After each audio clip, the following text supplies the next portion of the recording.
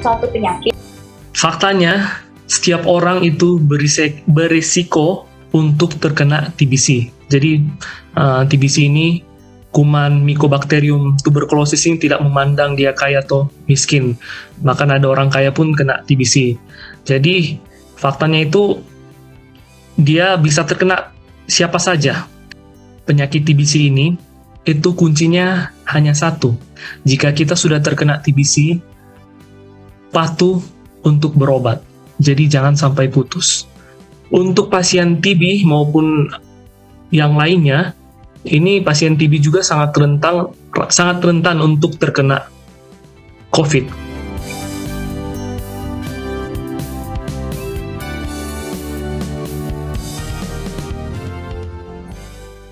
Tuberkulosis atau biasa kita sebut dengan TBC merupakan salah satu penyakit yang mematikan di dunia dan termasuk 10 besar penyakit mematikan di dunia. Berdasarkan data dari WHO Global Tuberculosis Report 2018, diperkirakan insiden TBC di Indonesia mencapai 842.000 kasus dengan angka mortalitas sekitar 107.000 kasus. Dengan jumlah sebanyak ini, maka Indonesia menjadi nomor 3 tertinggi di dunia untuk kasus TBC setelah India dan Cina. Yang jadi pertanyaannya, sebenarnya apa sih TBC ini? Mengapa dia begitu mematikan? Kita akan menjawabnya hanya di Total Health.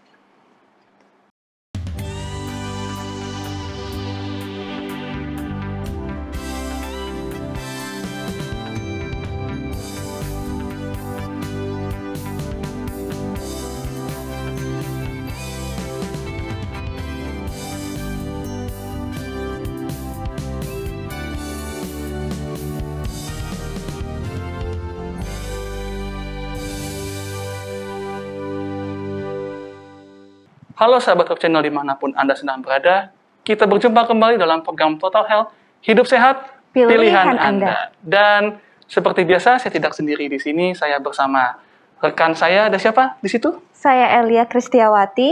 Dan saya Norman Tambunan, dan hari ini kita akan membahas mengenai satu penyakit yang begitu little, begitu mematikan, tapi ya kita masih agak awam ya, Elia ya, mengenai penyakit ini. Jadi langsung saja kita akan membahas mengenai tuberkulosis, dan kita akan membahas penyakit tuberkulosis ini bersama Dr. Brian Khairupan. Halo dokter. Oke, dokter. Ini sebelum kita mulai lebih dalam nih dok ya mengenai penyakit ini, kita, apalagi aku pribadi ya mau bertanya, sebenarnya apa sih tuberkulosis ini? Kenapa sampai begitu mematikannya dokter? Ya, tuberkulosis ini merupakan infeksi bakteri ya. Itu yang mungkin nanti kita akan bahas lebih lanjut lagi. Nanti akan disinggung juga mengenai COVID karena dari gejala klinis itu memberikan manifestasi yang hampir mirip, tapi ada perbedaannya. Kira-kira itu. Dengan COVID tapi perbedaannya ada dok gitu ya? Iya, ada. Oke, nah untuk itu coba Elia mungkin ada mau bertanya sesuatu nih, kita rasa penasarannya cukup tinggi soalnya. Iya dok, ini kan mirip-mirip dengan COVID. Nah, cara kita untuk memastikan bahwa seseorang terkena TBC itu bagaimana ya dok? Ya, cara kita memastikan bagaimana orang terkena TBC itu dari gejala klinis yang dimunculkan dari pasien yang terkena tersebut. Jadi mungkin nanti ada slide yang akan ditampilkan.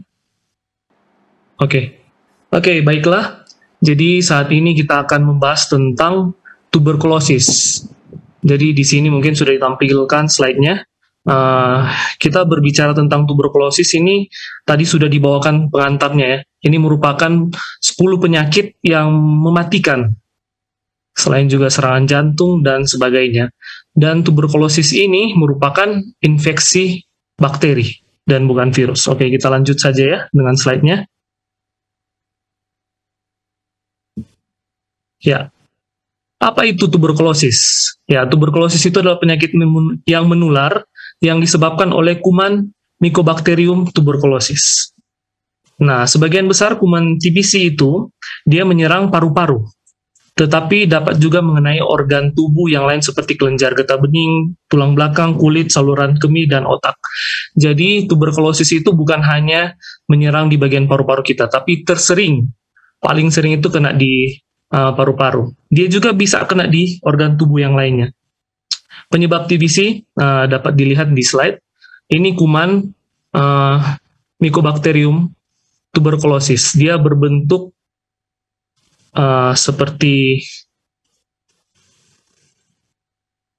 seperti batang, ya. Ini sifat dari kuman tersebut, dia merupakan jenis yang berbentuk batang yang berukuran panjang kurang lebih 1-4 nanometer dengan tebal 0,3 sampai 0,6. Jadi ini sangat kecil. Sifat yang tahan asam terhadap kekeringan, alkohol, zat asam, alkalis, dan germisida tertentu. Pertumbuhannya sangat lambat dengan waktu pembelahan 12-18 jam dengan suhu optimum 37 derajat. Kuman kering dapat hidup di tempat gelap berbulan-bulan dan tetap virulen. Kuman mati dengan penyinaran langsung matahari. Jadi mungkin dengan sinar UV. Ya, kita lihat di slide selanjutnya. Jadi, apa TBC itu menular? TBC dapat menular terutama bila dalam dahak ditemukan kuman TBC. Ya, kira-kira dari gambar, ini yang warna merah-merah ini menggambarkan kuman TBC. Namun secara realita, kita dengan kasat mata tidak bisa melihatnya. Jadi mungkin hanya dengan alat khusus atau mikroskop, jadi kita dapat melihat kuman-kuman tersebut. Baik, lanjut. Bagaimana cara penularannya? Di sini dapat dilihat, kuman TB itu ditularkan melalui droplet atau percikan pada saat batuk atau bersin, tanpa menutup mulutnya. Kemudian udara itu terhirup dan masuk ke dalam paru-paru manusia. Melalui udara itu, pasien menyebarkan kuman ke udara dalam bentuk percikan dahak atau droplet nuklei. Jadi di sini dikatakan dari textbook ya, sekali batuk dapat menghasilkan sekitar 3.000 percikan dahak. Jadi itu sangat banyak. Dapat dilihat dari gambar di sebelah kanan. Ya, kira-kira seperti itu. Kita lanjut. Ini gambar penularan TBC. Jadi kuman TBC keluar ke udara pada saat menderita TBC batuk, bersin, atau berbicara. Kuman TBC terhirup oleh orang lain melalui saluran napas menuju paru-paru dan dapat menyebar ke bagian tubuh lain.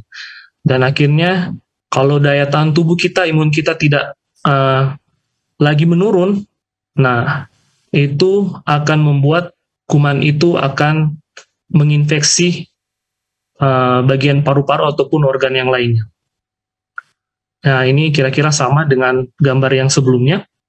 Jadi, penyebaran bakteri TBC itu melalui pernafasan. Jadi kita hirup, nanti dia masuk ke paru-paru, di dalam paru-paru itu ada kelenjar limfa.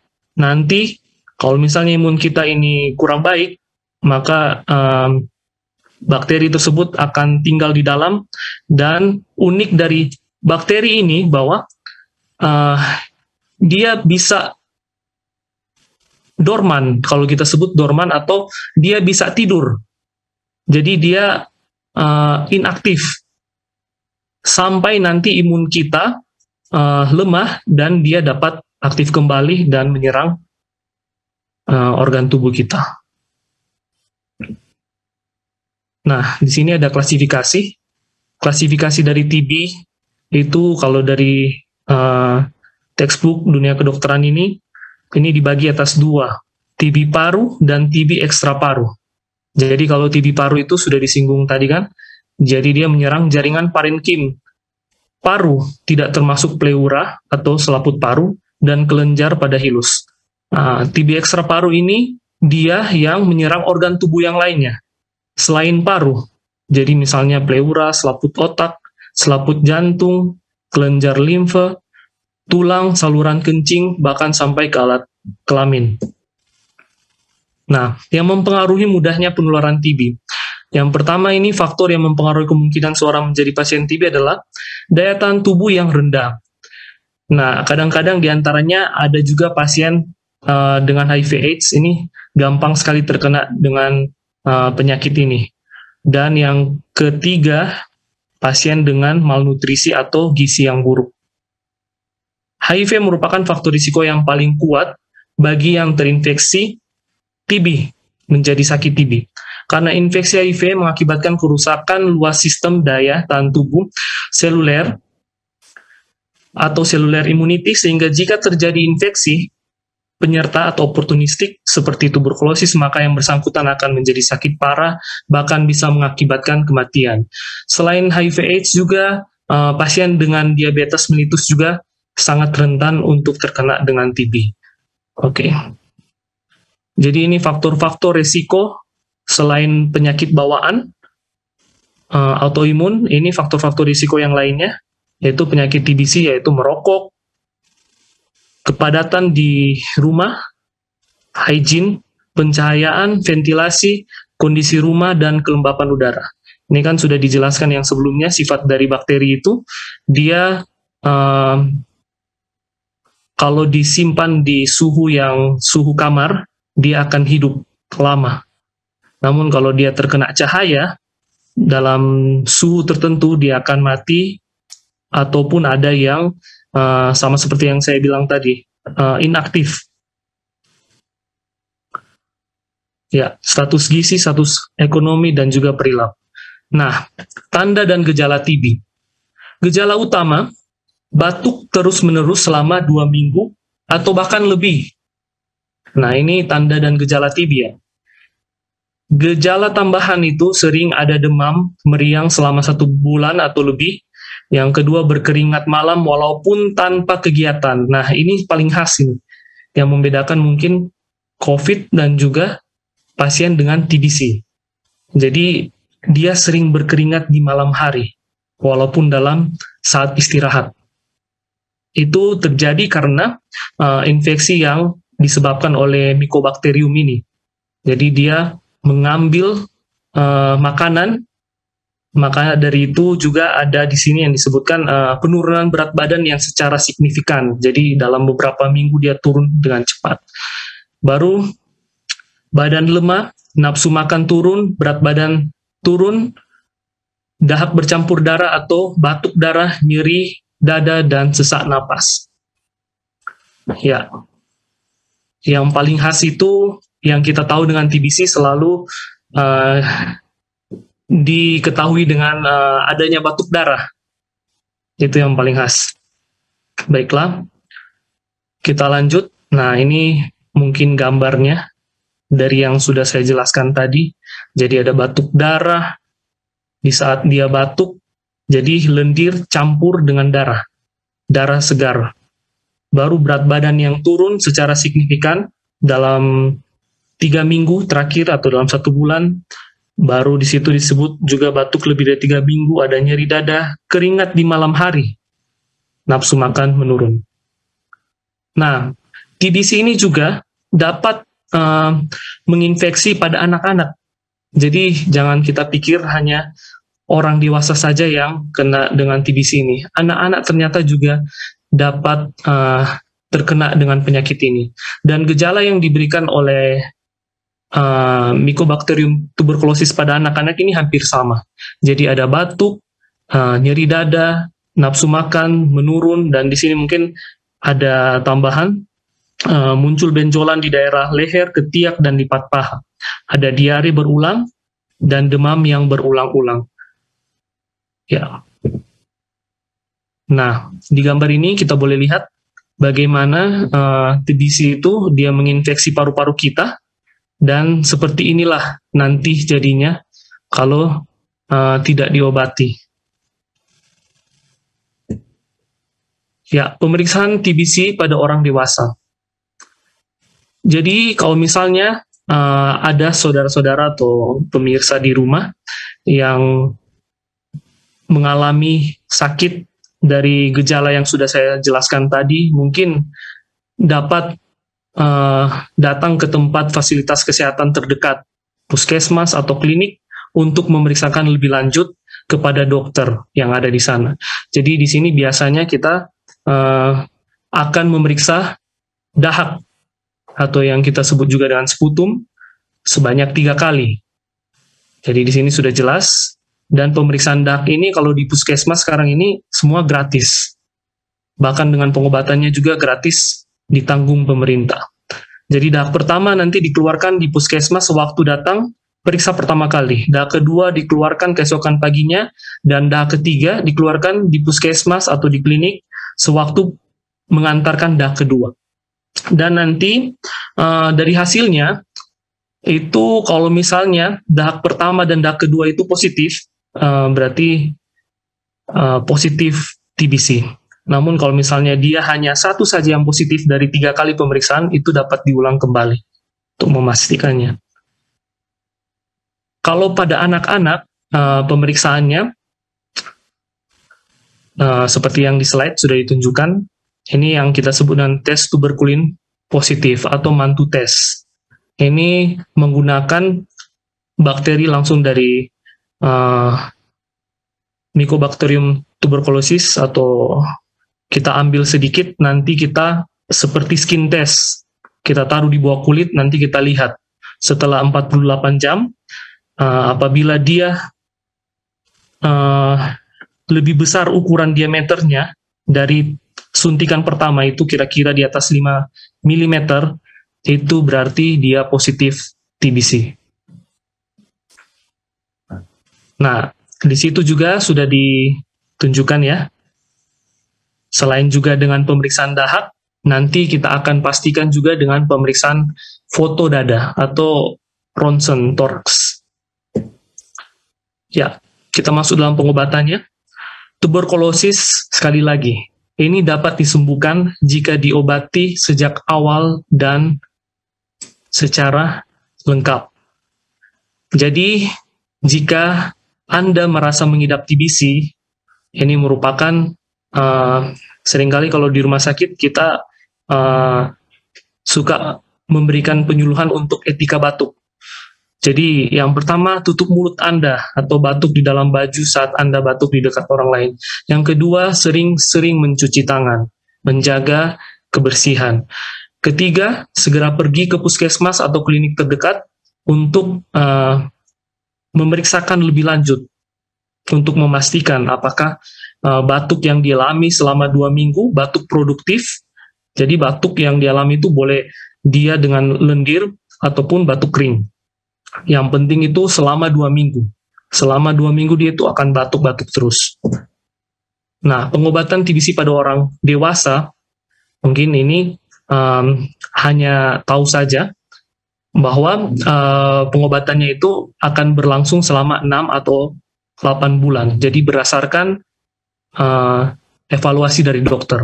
Jadi pentingnya untuk konsultasi dan memeriksakan diri ke klinik di mana ada dokter dan juga para medis yang lainnya, supaya nanti dokter akan mengatur dan juga akan memantau sampai di mana pengobatan nanti akan dilaksanakan.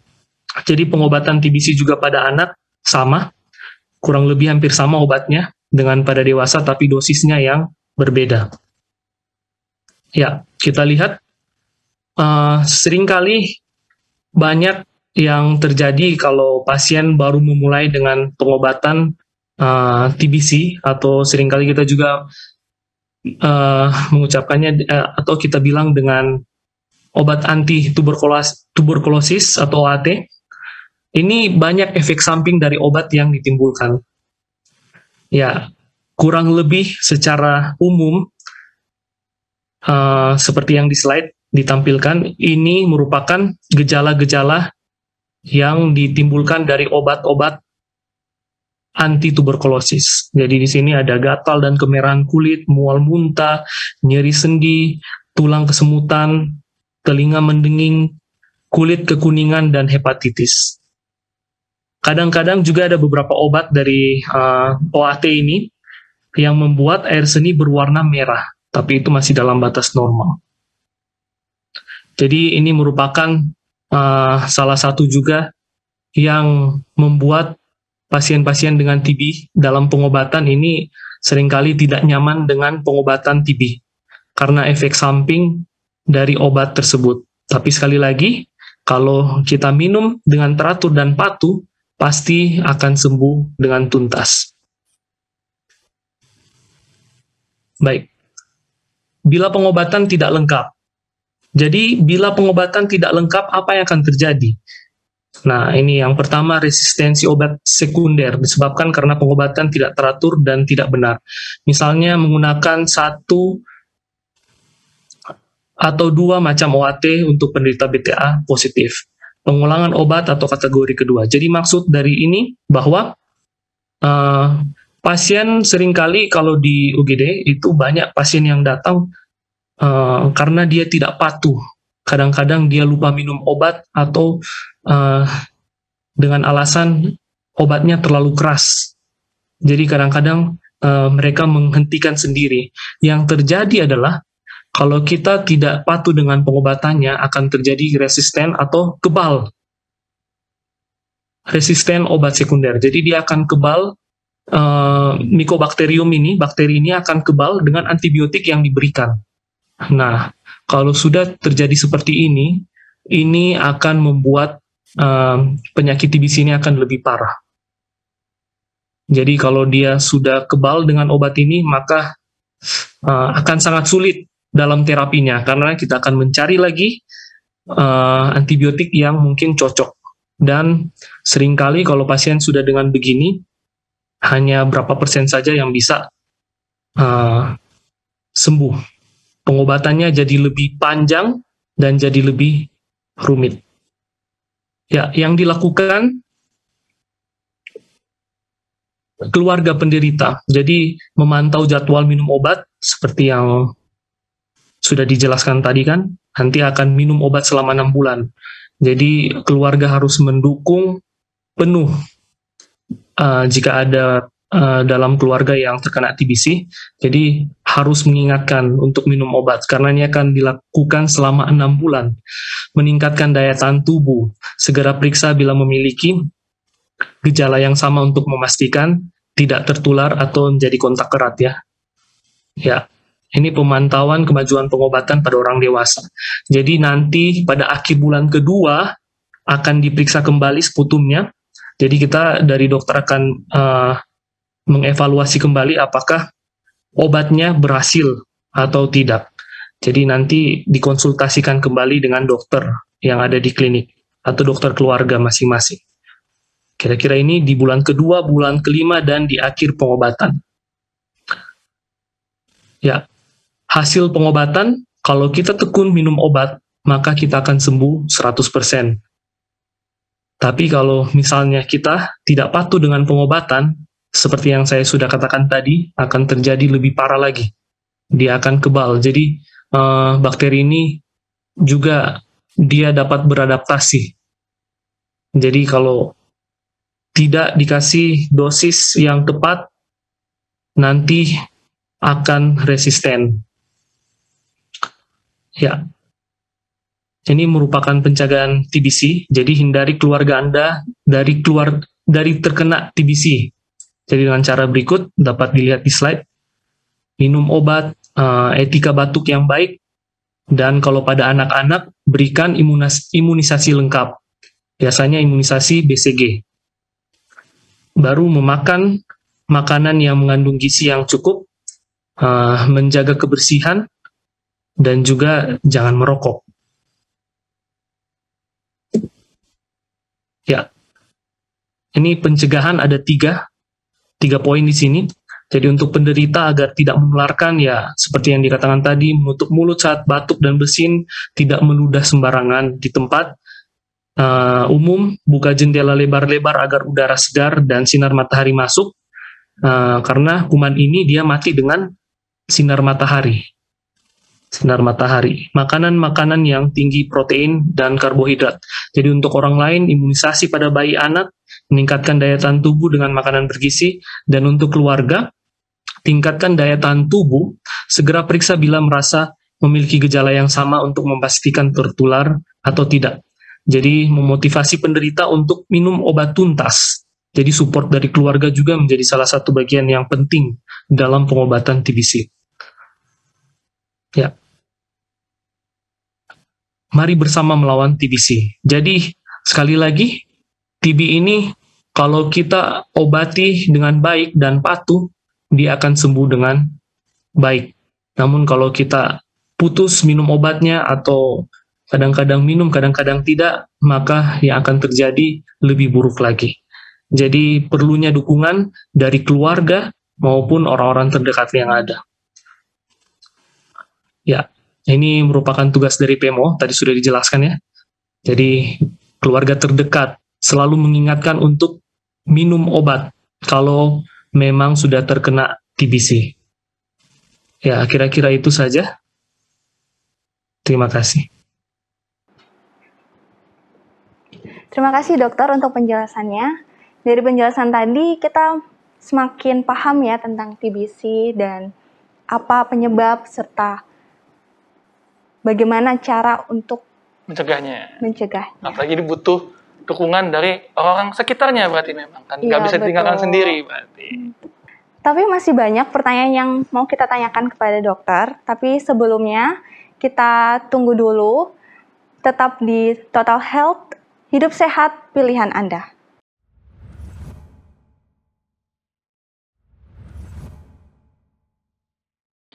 Selamat datang kembali di Total Health, hidup sehat pilihan Anda. Dan kali ini kita masih bersama Dr. Brian Khairupan. Dok, tadi udah jelasin panjang kali lebar mengenai TBC dan kita sudah cukup paham, tapi ada beberapa nih dok yang jadi pertanyaan pribadinya saya gitu dok ya, yang mengganjal. Contohnya kayak TBC ini kan, tadi dokter bilang dia juga menyerang paru-paru.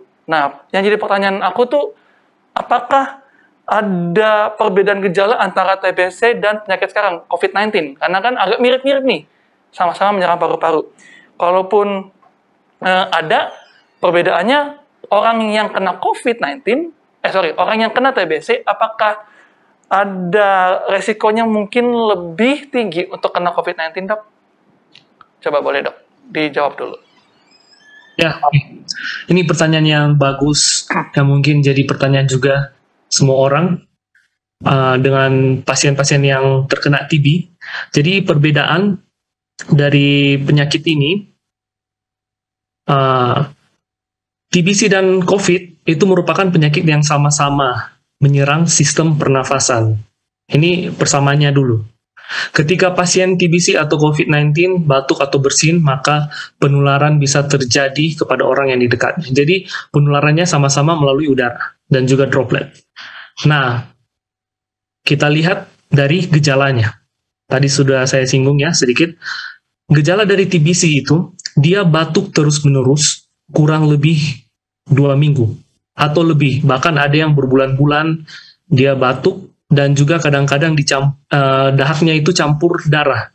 Nah, dan juga ada demam terus-menerus tanpa sebab yang jelas. Jadi demam ini bukan demam yang tinggi ya, tapi sumber-sumber demam subfebris ya. Jadi dia tidak tinggi maupun tidak normal. Jadi demam baru, letih atau lelah, ada penurunan berat badan, ini TBC ya. Dan juga ada keringat di malam hari. Nah, nafsu makan juga menurun. Sedangkan gejala COVID-19, ini batuk kering. Kalau TBC kan batuk yang disertai dengan lendir. Kalau ini batuk kering secara tiba-tiba. Sering dikeluhkan juga demam, kadang-kadang sampai demam tinggi. Kalau COVID kan bisa sampai demam tinggi. Ada nyeri tenggorokan, baru sakit kepala, sesak napas, dan juga yang paling khas ini berkurangnya penciuman dan perasa. Jadi mungkin itu perbedaan antara TBC dan juga COVID-19. Dan untuk pasien TB maupun yang lainnya, ini pasien TB juga sangat rentan untuk terkena COVID. Jadi kira-kira itu jawabannya.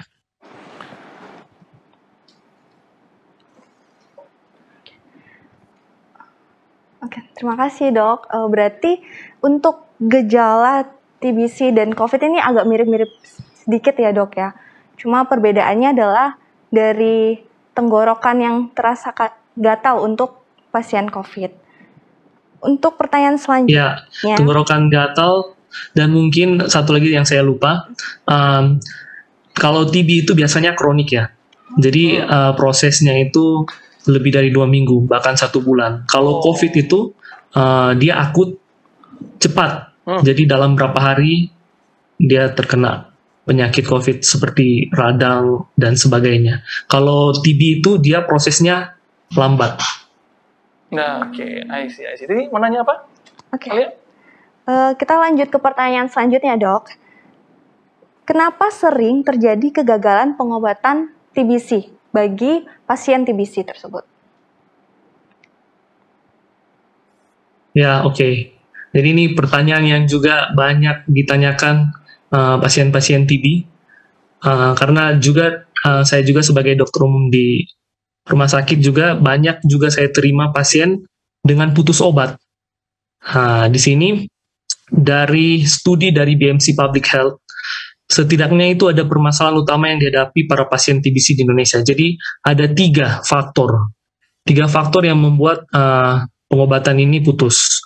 Jadi yang pertama, aspek sosiodemografi dan ekonomi. Yang kedua, pengetahuan persepsi. Dan yang ketiga, itu efek pengobatan TB. Jadi dari yang pertama itu aspek sosiodemografi dan ekonomi, itu yang kita tahu dengan stigma negatif kepada pasien TB. Jadi kurangnya dukungan keluarga, kadang-kadang disebut penyakit TB itu penyakit kutukan, penyakit yang mungkin mengerikan. Jadi kadang-kadang stigma negatif ini sangat-sangat melekat kepada mereka sampai mereka tidak mau untuk berobat. Baru yang kedua itu pengetahuan dan persepsi yang kurang. Jadi pasien-pasien yang tidak tahu kalau misalnya mereka tidak berobat, itu akan membuat lebih parah. Seperti yang sudah saya singgung di materi sebelumnya, akan kebal dengan obat. Jadi kalau misalnya dia sudah kebal, itu akan membuat lebih parah, bahkan akan menyebabkan kematian. Dan yang ketiga itu efek pengobatan TBC yang tadi sudah disinggung. Jadi obat-obat TB yang kadang-kadang buat kencing kita jadi berwarna merah. Kalau juga ada pasien dengan gangguan hati, bisa membuat kuning seluruh tubuh dan juga mual muntah dan sebagainya. Kira-kira itu. Oke, berarti memang untuk beberapa gitu dok, ya memang ada kalau memang tadi kan dokter juga sudah jelaskan bahwa memang kadang kalau pengobatannya nggak lancar, ya susah itu buat balik tuh karena jadi kebal ininya. Nah, dok, ini kita berhubungan dengan pengobatan. Contoh nih, saya kan seorang pekerja, tapi ya semoga tidak terjadi ya. Saya kan seorang pekerja. Amit-amit saya kena TBC gitu ya. Amit-amit kena. Pertanyaannya, saya yang pengidap TB ini ikut bekerja. Kalaupun boleh, kira-kira ada saran nggak sih dok? Atau ada dasar hukumnya nggak yang memperbolehkan saya untuk, ya kamu masih boleh kerja gitu loh. Ya, oke. Bagus sekali pertanyaannya. Jadi ini mungkin yang perlu diketahui pasien-pasien yang dalam pengobatan ataupun sudah terkonfirmasi dan TBC, bahwa kalau misalnya sudah mengalami gejala yang sudah disebutkan tadi, ada batuk yang lama, campur darah, penurunan berat badan, keringat di malam hari, itu segera periksakan ke klinik terdekat. Nanti di sana akan diperiksa lebih lanjut, tadi sudah disinggung juga kan, diperiksa dahaknya, dan juga foto dada. Nanti kalau sudah memang betul dia TB, langsung dengan pengobatan 6 bulan. Nah, biasanya kalau dokter akan memberikan, akan menyuruh ya pasiennya untuk istirahat kurang lebih 4 minggu atau 1 bulan. Dia memulai obat 6 bulannya. Jadi selama 1 minggu itu tidak boleh kerja terlebih dahulu, karena di fase itu merupakan fase yang infeksius atau bisa dikatakan masih bisa menular. Jadi kalau misalnya dia sudah minum obat selama 1 bulan kurang lebih, sampai kurang lebih 1 bulan atau 3 minggu ya, karena ada beberapa case pasien yang kadang-kadang dia mau dioperasi, tapi ternyata tidak tahu dia terkena TB dari hasil foto dadanya. Itu biasanya terkena pada pasien-pasien dengan gula, karena pasien dengan gula itu tidak memberikan gejala yang sama, yang signifikan. Jadi mungkin itu lebih dalam lagi. Paling kurang yang pasti 3 minggu. 3 minggu dia minum obat, sesudah itu dia dapat kembali untuk bekerja. Bekerja seperti biasa sambil dia meneruskan obatnya. Ya, kira-kira itu. Berarti kalaupun amit-amit lagi nih dok ya, saya kena gitu ya, tetap setelah 3 minggu pengobatan, tetap bisa bekerja seperti biasa gitu dok ya? Ya, boleh. Tapi harus tetap melanjutkan obatnya. Ya. Jangan sampai putus. Nanti kalau putus tidak enak, karena emang yang putus tidak pernah enak sih dok. Ya, Elia boleh lanjut ya. Bagi pasien... Oke, saya lupa tadi. Mohon maaf. Tadi ada ditanya tentang dasar hukum ya. Iya, dasar hukumnya bagi dok. pekerja ya yang sedang menjalani. Jadi dari yang saya tahu itu ada undang-undangnya. Jadi pada Undang-Undang Nomor 13 Tahun 2003 tentang ketenagakerjaan itu pasal 153 ayat 1, nanti coba di search lagi, menyatakan bahwa tempat kerja dilarang untuk memutus hubungan kerja pada pekerja yang berhalangan untuk bekerja karena sakit selama waktu tidak melampaui 12 bulan berturut-turut. Selain itu, pada undang-undang tersebut juga dijelaskan mekanisme pemberian hak gaji bagi pekerja selama berhalangan untuk kembali bekerja. Jadi seharusnya seperti ini. Tapi di dalam kenyataannya kan pasti kalau sudah tidak masuk dalam 1 bulan sudah mendapatkan surat peringatan. Tapi seharusnya seperti ini. Ada undang-undangnya yang mengatur. Jadi kalau misalnya memang benar terkena TBC, jadi nanti mungkin ada surat keterangan dari dokter dan bukti dimasukkan ke kantornya. Jadi dia dapat beristirahat dan tetap mendapatkan tunjangan-tunjangan mungkin.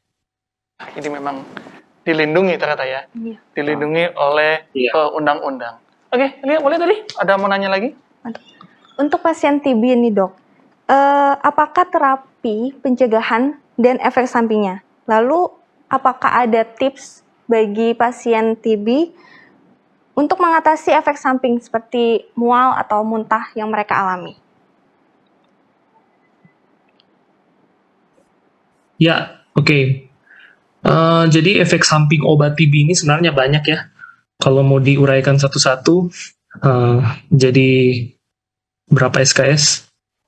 Nah, secara singkat saja, tadi saya sudah singgung di materi tadi. Jadi ada efek samping yang, jadi saya bagi menjadi 2. Efek samping ringan sedang dan efek samping berat atau serius yang harus dengan penanganan maupun advis dokter. Jadi yang samping ringan itu seperti pusing, sakit kepala, diare, nyeri otot, dan juga nyeri tulang, ada kesemutan, nyeri di tempat suntikan, mual, dan muntah. Kalau misalnya pasien TB dengan keluhan seperti itu masih masuk dalam efek samping ringan sedang. Dan sebenarnya itu tidak terlalu berbahaya. Jadi tinggal nanti ada tipsnya. Tapi kalau misalnya dia menimbulkan gejala yang kedua itu berat atau serius, itu seperti ada sesak napas, baru jantung berdebar, pendengaran, gangguan pendengaran, atau gangguan penglihatan, bahkan tadi yang sudah saya bilang juga ya, tiba-tiba jadi kuning, seluruh badannya jadi kuning. Nah, itu harus segera kembali ke dokter yang merawatnya, dan akan dievaluasi apakah akan diberhentikan untuk sementara karena ada beberapa obat yang menjadi hepatotoksik atau dia menjadi racun bagi hati. Nah, ada beberapa obat pasien dengan gangguan hati. Tapi kalau tidak ada gejala ini ya bisa langsung diteruskan saja. Baru tips untuk mengatasi mual dan muntah karena obat TBC, ya memang ini menjadi salah satu efek samping OAT yang sering dikeluhkan semua pasien yang ada.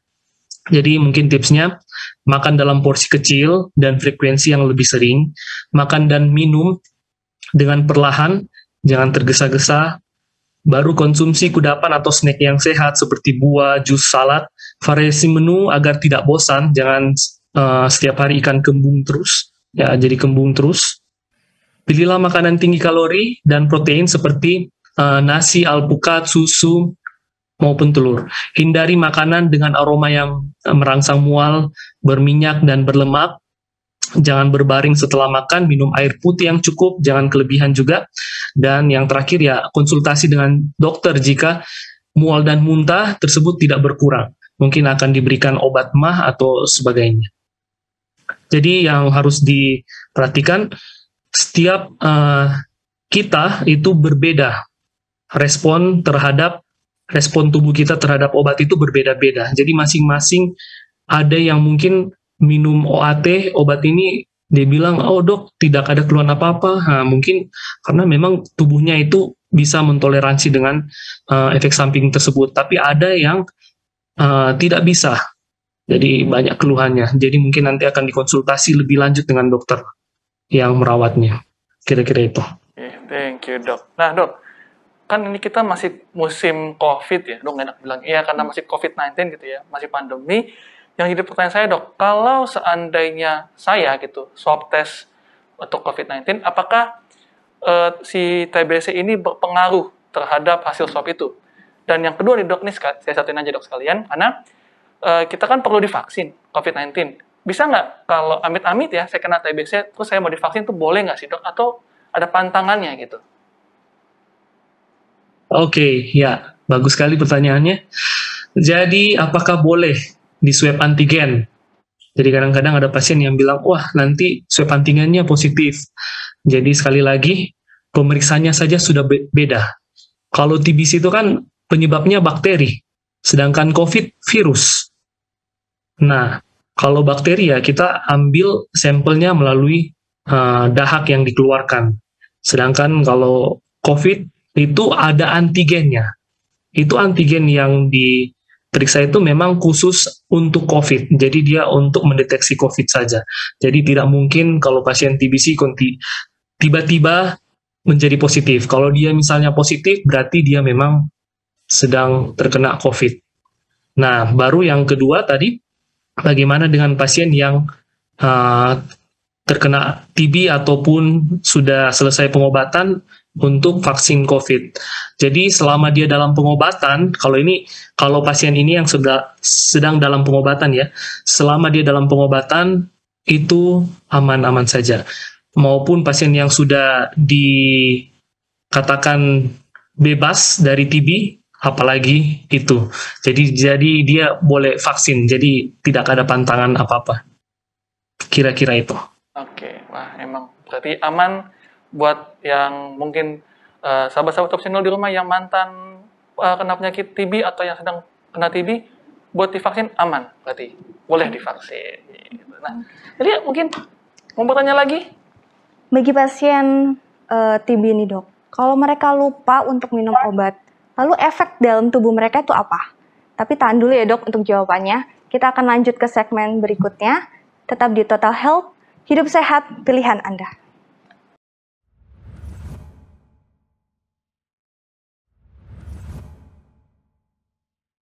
Kita kembali ke Total Health, hidup sehat pilihan Anda.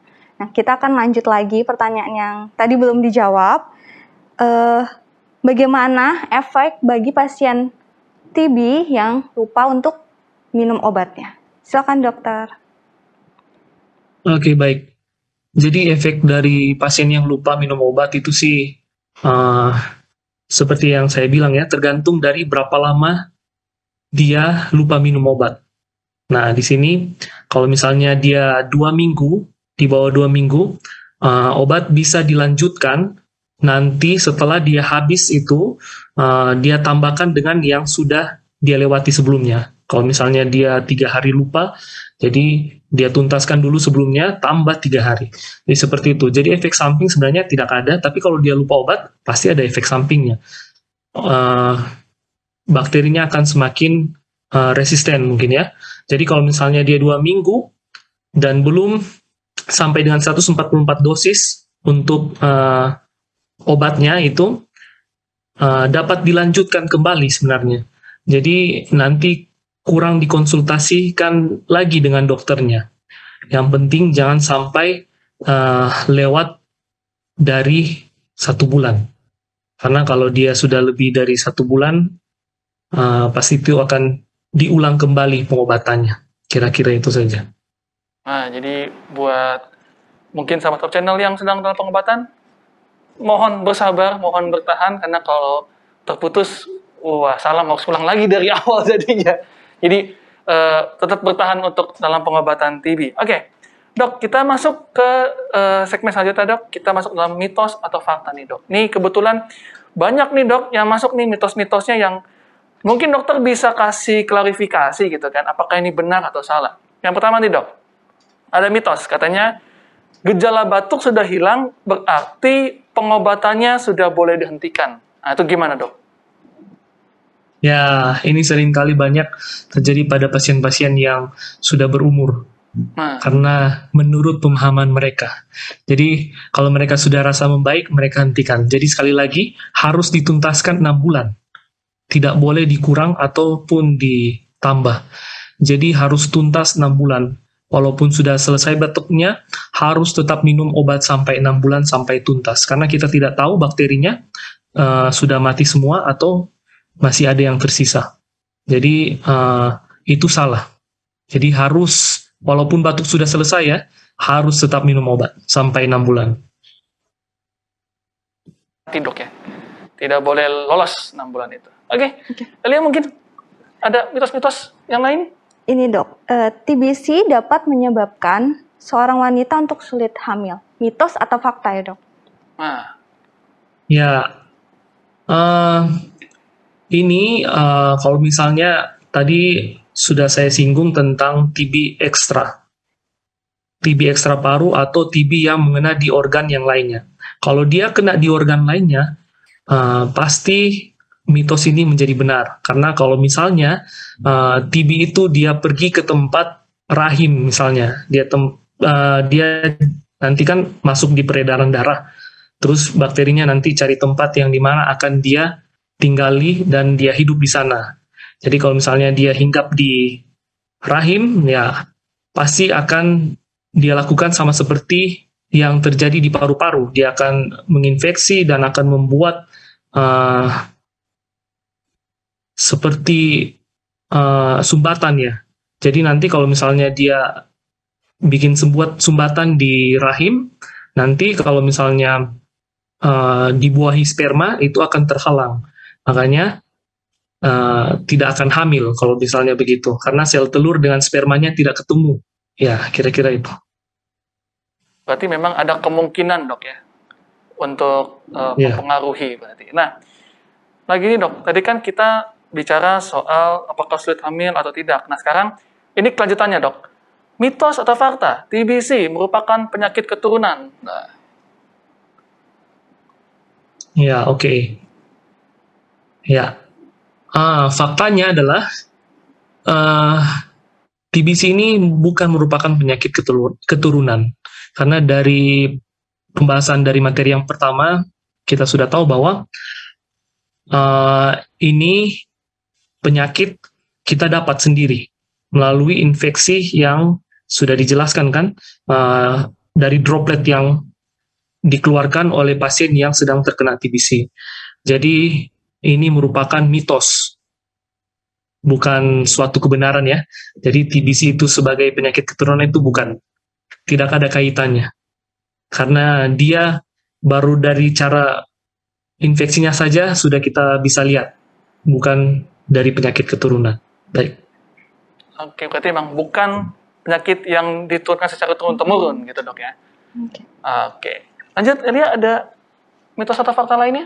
Ini supaya kita lebih paham lagi ya, Dok ya. Mitos atau fakta, TBC hanya menyerang paru-paru. Ya, oke. TBC sekali lagi bukan hanya di paru-paru, namun paling sering itu terkena di paru-paru karena dari jalan masuknya kan dari lewat pernafasan. Tapi TBC ini juga dapat menyerang di organ-organ lainnya melalui kelenjar limf. Jadi di dalam paru-paru kita ini saluran nafas nanti ada banyak kelenjar-kelenjar. Kelenjar-kelenjar itu nanti terhubung dengan sistem peredaran tubuh kita ke seluruh tubuh. Melalui situlah nanti dia akan menyebar dan dia akan menginfeksi di bagian organ-organ tertentu. Jadi ini tergantung imun. Jadi kalau imun kita lemah, nanti dia akan menyerang. Kira-kira itu.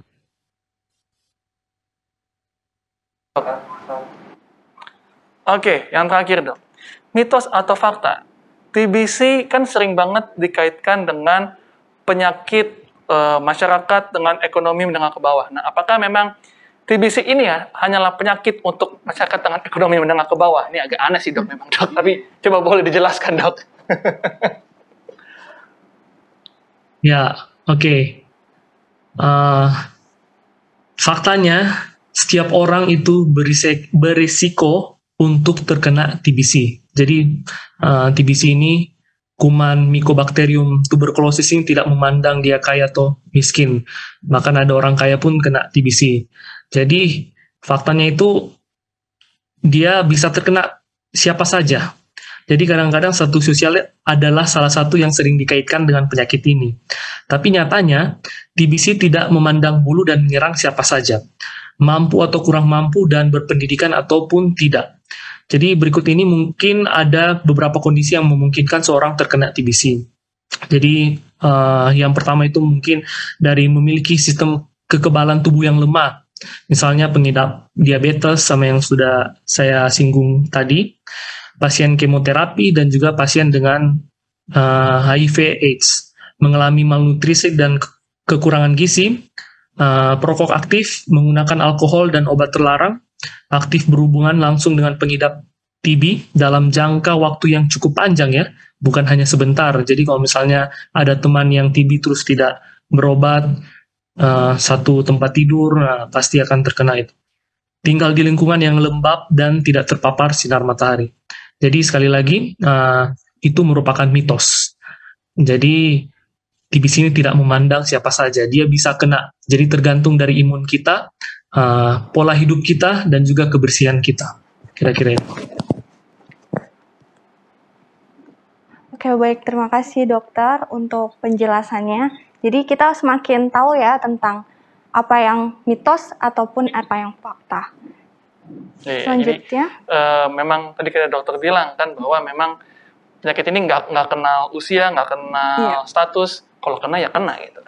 Jadi harus hidup sehat benar-benar dengan menjaga tadi yang dokter bilang pola makan, terus pola kehidupan sehatnya. Nah, dok, untuk selanjutnya nih dok, kita mau minta dokter untuk kasih kesimpulan sebelum kita tutup program kali ini. Oke, baik. Jadi kesimpulan dari penyakit TBC ini, itu kuncinya hanya satu. Jika kita sudah terkena TBC, patuh untuk berobat. Jadi jangan sampai putus. Karena ingat, ketika kita putus saja, itu akan diulang dan akan membuat lebih complicated. Jadi kumannya akan resisten dengan obat antibiotik yang diberikan, sampai nanti sudah tidak ada lagi antibiotik yang dapat membunuh kuman tersebut, dan pada akhirnya kuman itu makan semua makanan kita dan dapat mengakibatkan sampai meninggal. Jadi intinya, kalau kita sudah ada keluhan dan gejala yang sudah dijelaskan tadi, ada batuk yang kurang lebih 2 minggu ya, batuk yang lama, keringat di malam hari, baru batuk campur darah, penurunan berat badan dalam waktu 1 bulan terakhir mungkin, nah segera periksa. Lebih cepat diketahui lebih baik, dan pengobatan itu kalau dimulai lebih cepat, maka akan sembuh. Faktor risiko untuk komplikasi itu lebih kecil. Jadi kira-kira itu saja. Harus benar-benar diperhatikan, dan kita mau berterima kasih sama dokter sudah boleh mampir di Total Health kali ini. Kiranya memang ilmunya ini dapat diterapkan ya, Elia ya, sama-sama kita juga, kan kita awam nih mengenai TBC, jadi harus lebih berhati-hati lagi, diperhatikan lagi kebersihan di rumahnya, kelembapan di rumahnya. Kadang sudut-sudut kamar tuh yang suka-suka lembab itu kan, lebih sering dibersihkan lagi. Baik, terima kasih kepada Dr. Brian Khairupan yang sudah hadir di Total Health kali ini. Kiranya apa yang dipelajari, apa yang sudah kita pelajari bersama, itu dapat kita terapkan dalam kehidupan kesehatan kita. Terima kasih kepada sahabat Top Channel yang sudah menyaksikan. Kita bertemu di episode Total Health berikutnya. Total Health, hidup sehat, pilihan Anda.